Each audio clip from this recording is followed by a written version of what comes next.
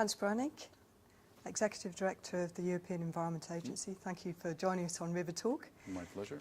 You just gave a presentation with lots of data about the state of Europe's rivers.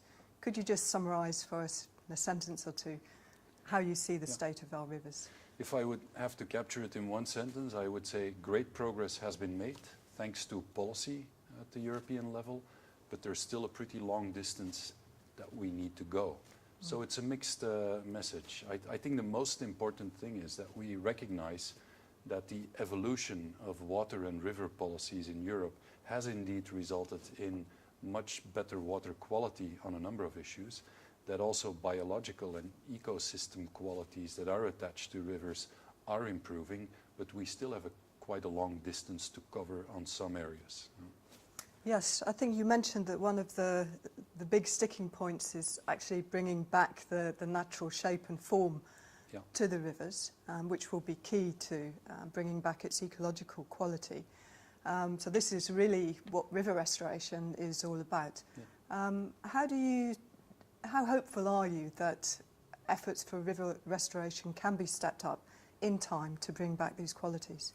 Well, quite frankly, I think river restoration and river basin management are some of the areas in Europe that do make me optimistic about the future, because we have gone a long way.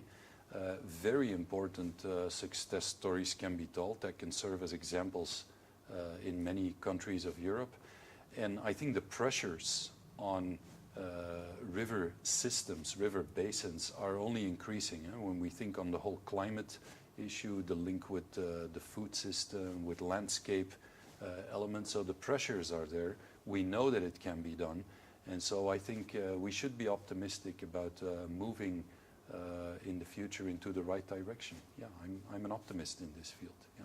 And in your role in the Environment Agency, reporting on the status of the environment, you report on water and separately report on biodiversity and ecosystems.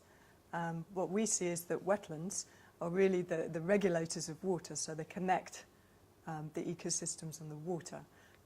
How can we bring this important role that rivers and wetlands, all these systems, play more into the fore through the information?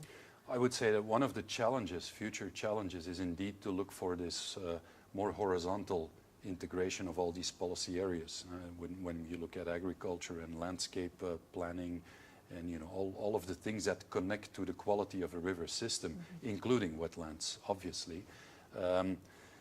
That challenge is also reflected in the work that we are doing. We also need to integrate our knowledge base to serve that purpose, to be able to say, look, this is the type of messages that we can send to European policymakers and the European public, those involved in all of these projects, on the success stories of integration, on the challenges, on the driving forces that are kind of obstructive to this future of fully integrated river management. And so for us it's also a methodological and a data and knowledge challenge. And with this WISE, the Water Information System for Europe, we're also connecting this more and more to what we are doing in BICE, that's the Biodiversity Information System for Europe. And as the policies are integrating, so is our knowledge base, and so is all the data that we are, collecting from all of those European sources. We need to move ahead also in this more systemic way, definitely, yeah.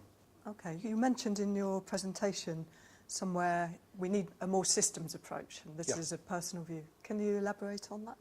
Yeah, I think in general, if we want to really move environmental and climate policies and biodiversity policies ahead, that we will need a much more systemic approach. It will not be enough to improve the efficiency of our current systems of transport, our current system of food, our current system of energy, to reach the environmental objectives which we are setting for 2030 and 2050. We will need a systemic approach. We will need to rethink the impact of our food system on the environment. We will need to rethink the impact of the energy system, the transport system, A good example, I think, easy to understand, is a transport system. You can improve the efficiency of a combustion engine only so far. The challenge is not to build the best combustion engine. The challenge is to rethink the transport and mobility system. And I think that is the same is true for river systems. The water quality indicators are important.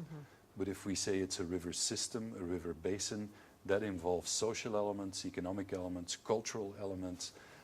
It involves all of the pressures on that system, but also all of the ecological qualities which we will need. And nowadays we call it the ecosystem services. And those are challenges at the systemic level. And so while it is very important and useful to focus on improvements, we need to keep in mind what we want to reach over the next 4 or 5 decades. And so the challenge is to not only improve what we are doing today, but to think and to act outside of the box in light of those bigger challenges which we are setting for ourselves. That sounds like quite a challenge. There's a big group of people here very enthusiastic about river restoration with a lot of technical, practical expertise. How can they best contribute to bringing that systems approach into reality, do you think? Well, you know, the room was filled with experts indeed in all of these fields.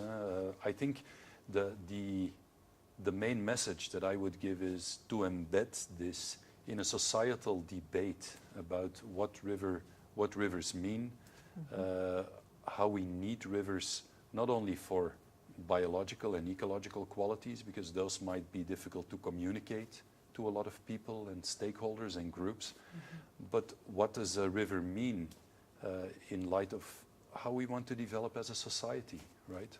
What do we expect from our water bodies? Which is a very different type of message. So being able to translate all of the scientific knowledge, the technological knowledge, the project management knowledge, you know, all of the things that you are all specialists in, into a societal discourse to engage people and make them understand why we are doing that and why it relates to their daily life and to the future of their kids and their grandchildren. I think that is the real challenge which we all have, and where I think we as an agency also have to play our role. Hans, thank you very much for joining me. You're welcome.